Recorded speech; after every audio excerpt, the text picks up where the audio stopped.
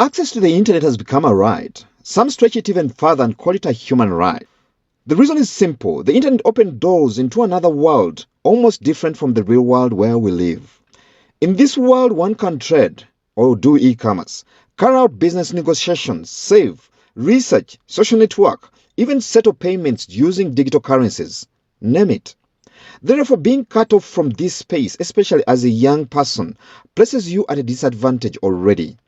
Reality, though, is that there are many young people, especially in Africa or Uganda to be specific, that cannot access the internet today. Young people and youth, for that matter, are not homogeneous. We just had today in the last session of the high level that has happened that out of the 4 billion people who are not connected to the internet, half of them are in Africa. And this speaks to the marginalized young people.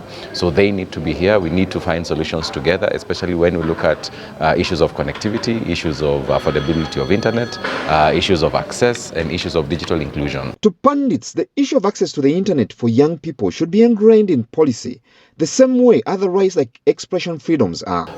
We see quite a lot of gaps in terms of policy that address these needs, but we also see a lot of opportunities for young people to look at opportunities such as community networks that is going to help all of us bridge or connect the unconnected, reaching out to the underserved communities. The youth play a very critical sector, especially from the East Africa community, because majority of the population, not only in our individual countries, in the community, but also in Africa, the reality that we've seen is that young people are the majority, and this comes with the responsibility of them becoming the innovators to find solutions for African problems. For Uganda, a lot of effort has gone into extending the internet to all parts of the country. There is a project that is called the Last Mile Connectivity, connecting the smallest towns and cities across the country.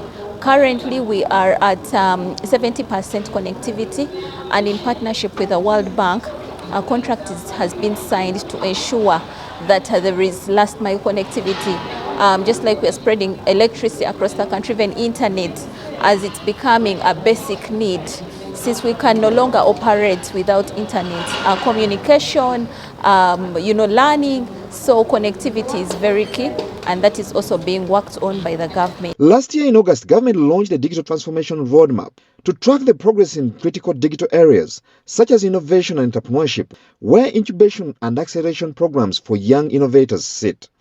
Indeed, some young people have been helped to monetize their creations. While this is the case, though, research still points to huge numbers of young people in the country who not only lack basic digital skills, but can also barely get onto the internet due to high prices levied by internet service providers in the country. This clearly opens space for discussion on the two critical rights aspects, that is, access and affordability.